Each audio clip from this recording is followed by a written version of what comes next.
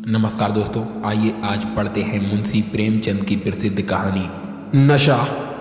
ईश्वरी एक बड़े जमींदार का लड़का था और मैं एक गरीब क्लर्क का, जिसके पास मेहनत मजूरी के सिवा और कोई जायदाद न थी। हम दोनों में परस्पर बहसें होती रहती थी। मैं जमींदारी की बुराई करता, उन्हें हिंसक पशु और खून चूसने वाली जोंक और वृक्षों की चोटी पर फूलने वाला बंजा कहता। वह जमींदारों का पक्ष लेता, पर स्वभावतः उसका पहलू कुछ कमज़ोर होता था, क्योंकि उसके पास जमींदारों के अनुकूल कोई दलील न थी। वह कहता कि सभी मनुष्य बराबर नहीं होते, छोटे बड़े हमेशा होते रहते हैं और होते रहेंगे। लचर दलील थी। किसी मानुषीय या नैतिक नियम से इस व्यवस्था का औचित्य सिद्ध करना कठिन था। मैं इस वाद विवाद की गर्मी में अक्सर तेज हो जाता था और लगने वाली बात कह जाता, लेकिन ईश्वरी हार कर भी मुस्कुराता रहता था। मैंने उसे कभी गर्म होते नहीं देखा। शायद इसका कारण यह था कि वह अपने पक्ष की कमजोरी समझता था। नौकरों से वह सीधे मुंह बात नहीं करता था। अमीरों में जो एक बेदर्दी और उद्दंडता होती है, इसमें उसे भी प्रचुर भाग मिला था। नौकर ने बिस्तर लगाने में जरा भी देर की, दूध जरूरत से ज़्यादा गर्म या ठंडा हुआ, साइकिल अच्छी तरह साफ नहीं हुई तो वह आपे से बाहर हो जाता। सुस्ती या बदतमीजी उसे जरा भी बर्दाश्त ना थी, पर दोस्तों से और विशेषकर मुझसे उसका व्यवहार सौहार्द और नम्रता से भरा हुआ होता था। शायद उसकी जगह मैं होता तो मुझ में भी वही कठोरताएं पैदा हो जाती जो उसमें थी, क्योंकि मेरा लोक प्रेम सिद्धांतों पर नहीं, निजी दशाओं पर टिका हुआ था। लेकिन वह मेरी जगह होकर भी शायद अमीर ही रहता, क्योंकि वह प्रकृति से ही विलासी और ऐश्वर्य प्रिय था। अब की दशहरे की छुट्टियों में मैंने निश्चय किया कि घर न जाऊंगा। मेरे पास किराए के लिए रुपए न थे और न घर वालों को तकलीफ देना चाहता था। मैं जानता हूँ वे मुझे जो कुछ देते हैं वह उनकी हैसियत से बहुत ज़्यादा है। उसके साथ ही परीक्षा का ख्याल था। अभी बहुत कुछ पढ़ना है। बोर्डिंग हाउस में भूत की तरह अकेले पड़े रहने को भी जीना चाहता था। इसलिए जब ईश्वरी ने मुझे अपने को घर का न्योता दिया तो मैंने बिना आग्रह के राजी हो गया। ईश्वरी के साथ परीक्षा की तैयारी खूब हो जाएगी। वह अमीर होकर भी मेहनती और ज़हीन है। उसने इसके साथ ही कहा, लेकिन भाई एक बात का ख्याल रखना, वहाँ अगर जमींदारों की निंदा की तो मामला बिगड़ जाएगा और मेरे घर वालों को बुरा लगेगा। वह लोग तो असामियों पर इसी दावे से शासन करते हैं कि ईश्वर ने असामियों को उनकी सेवा के लिए ही पैदा किया है। आसामी भी यही समझता है। अगर उसे सुझा दिया जाए कि जमींदार और असामी में कोई मौलिक भेद नहीं है तो जमींदार का कहीं पता न लगे। मैंने कहा, तो क्या तुम समझते हो कि मैं वहाँ जाकर कुछ और हो जाऊँगा? हाँ, मैं तो यही समझता हूँ। तुम गलत समझते हो। ईश्वरी ने इसका कोई जवाब न दिया। कदाचित उसने इस मामले को मेरे विवेक पर छोड़ दिया और बहुत अच्छा किया। अगर वह अपनी बात पर अड़ता तो मैं भी जिद पकड़ लेता। सेकंड क्लास तो क्या, मैंने कभी इंटर क्लास में भी सफ़र न किया था। अब की सेकंड क्लास में सफ़र का सौभाग्य प्राप्त हुआ। गाड़ी तो 9 बजे रात को आती थी, पर यात्रा के हर्ष में हम शाम को स्टेशन जा पहुँचे।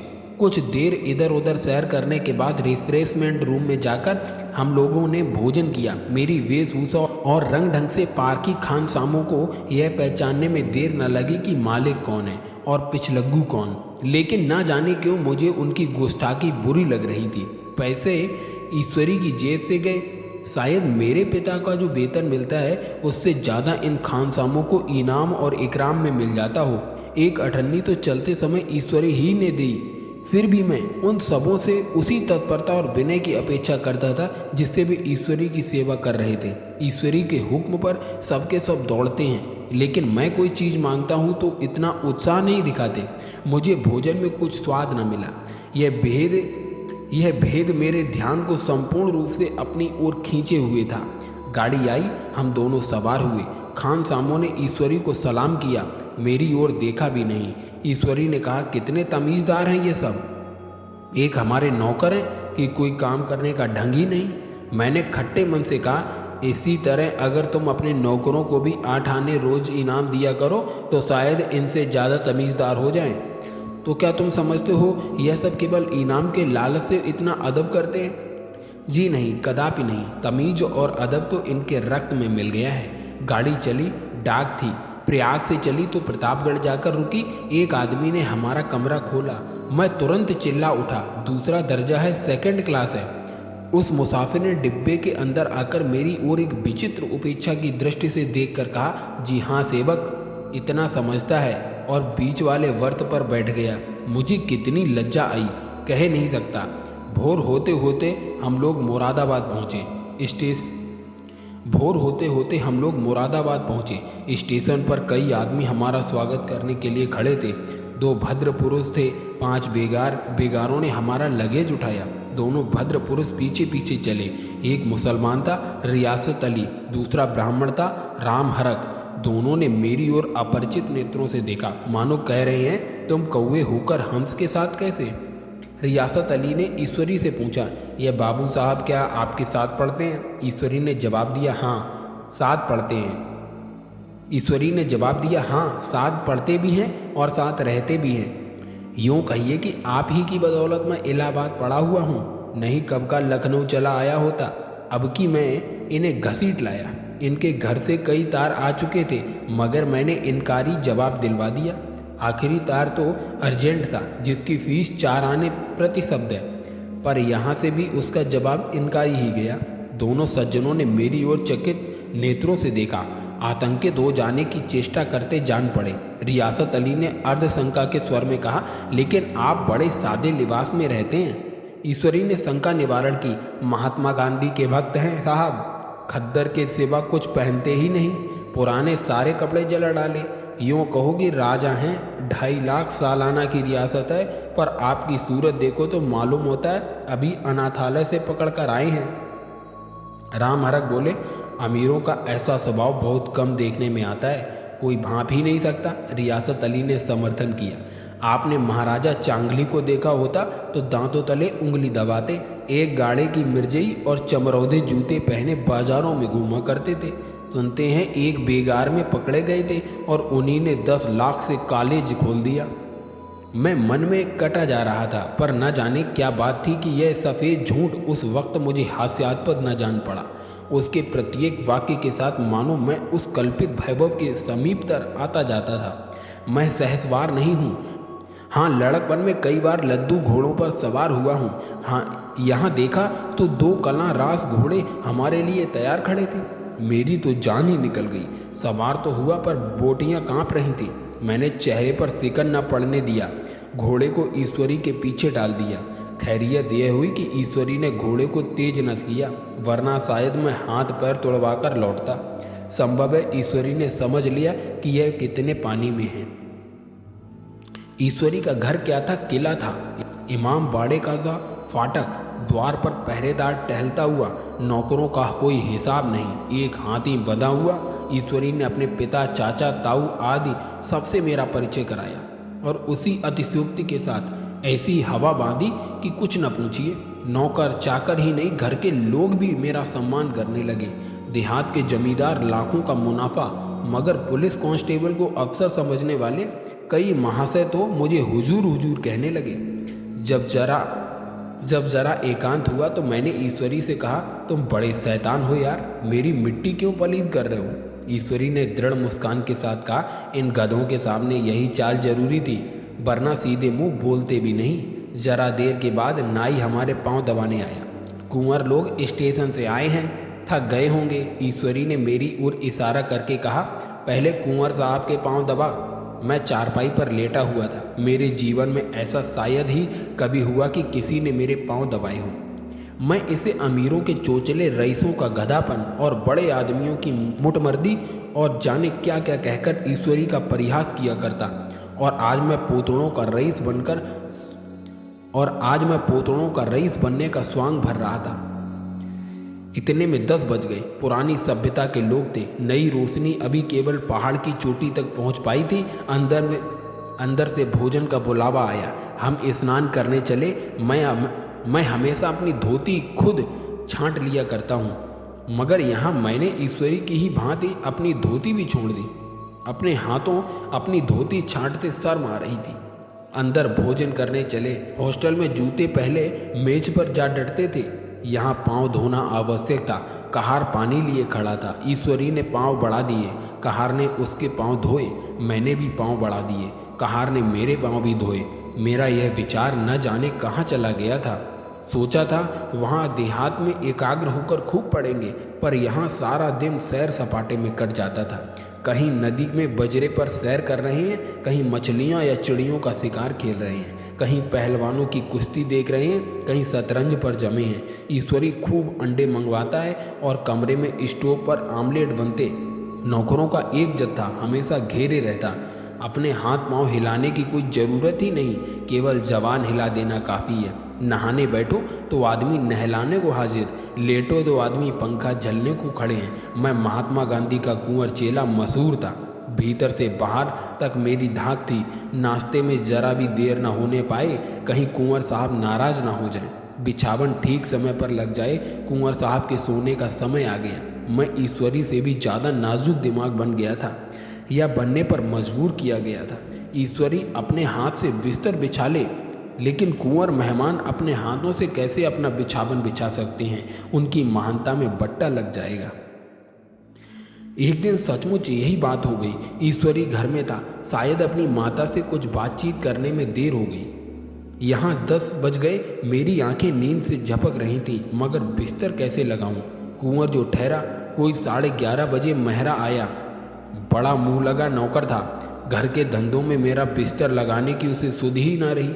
अब जो याद आई तो भागा हुआ आया। मैंने ऐसी डांट बताई कि उसने भी याद किया होगा। ईश्वरी मेरा डांट सुनकर बाहर निकल आया और बोला, तुमने बहुत अच्छा किया। यह सब हरामखोर इसी व्यवहार के योग्य हैं। इसी तरह ईश्वरी एक दिन एक जगह दावत में गया हुआ था। शाम हो गई, मगर लैंप मेज पर रखा हुआ था। दिया जलाई भी थी, लेकिन ईश्वरी खुद कभी लैंप नहीं जलाता था। फिर कुंवर साहब कैसे जलाएं? मैं झुंझला रहा था। समाचार पत्र आया रखा हुआ था, जी उधर लगा हुआ था, पर लैंप नदारद। दैव योग से उसी वक्त मुंशी रियासत अली आ निकले। मैं उन्हीं पर उबल पड़ा। ऐसी फटकार बताई कि बेचारा उल्लू हो गया। तुम लोगों को इतनी फिक्र भी नहीं कि लैंप तो जलवा दो? मालूम नहीं ऐसे कामचोर आदमियों का यहाँ कैसे गुजर होता है। मेरे यहाँ घंटे भर निर्वाह ना हो। रियासत अली न कांपते हुए हाथ लैंप से जला दिया। वहाँ एक ठाकुर अक्सर आया करता था। कुछ मनचला आदमी था, महात्मा गांधी का परम भक्त। मुझे महात्मा जी का चेला समझकर मेरा बड़ा लिहाज करता था, पर मुझसे कुछ पूछते संकोच करता था। एक दिन मुझे अकेला देखकर आया और हाथ बांधकर बोला, सरकार तो गांधी बाबा के चेले हैं। लोग कहते हैं कि यहाँ सुराज हो जाएगा तो जमींदार ना रहेंगे। मैंने सान जमाई, जमींदार के रहने की जरूरत ही क्या? यह लोग गरीबों का खून चूसने के सिवा और क्या करते हैं? ठाकुर ने फिर पूछा, तो क्यों सरकार, सब जमींदारों की जमीन छीन ली जाएगी? मैंने कहा, बहुत से लोग तो खुशी से दे देंगे।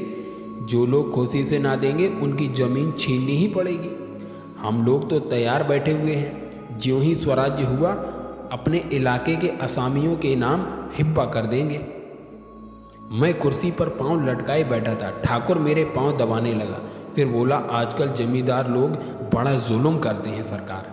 हमें भी हुजूर अपने इलाके में थोड़ी सी जमीन दे दें तो चलकर वहीं आपकी सेवा में रहें। मैंने कहा, अभी तो मेरा कोई अख्तियार नहीं है भाई, लेकिन ज्यों ही अख्तियार मिला मैं सबसे पहले तुम्हें बुलाऊंगा। तुम मोटर ड्राइवरी सिखाकर अपना ड्राइवर बना लूँगा। सुना उस दिन ठाकुर ने खूब भंग पी और अपनी स्त्री को खूब पीटा और गांव के महाजन से लड़ने को तैयार हो गया।